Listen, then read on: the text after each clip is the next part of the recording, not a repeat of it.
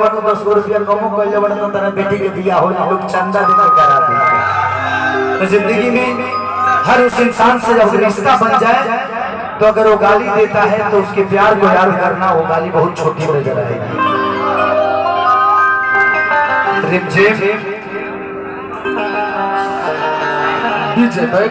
हम आपके बहुत बड़े फैन हैं।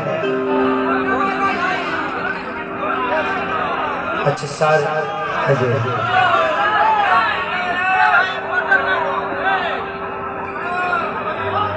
ओके थैंक यू।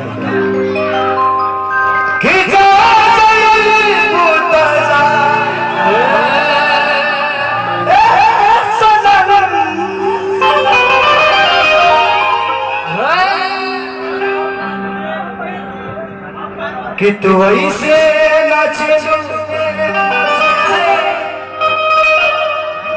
कि जैसे बरसे नसीब हो,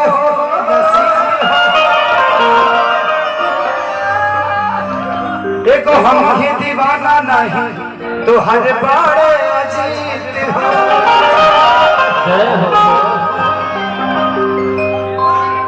कि जेब हम हो गए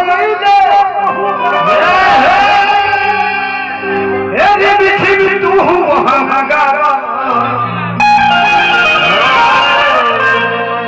कबो अजीत भाई के छोड़ के हमरो लगे आओ।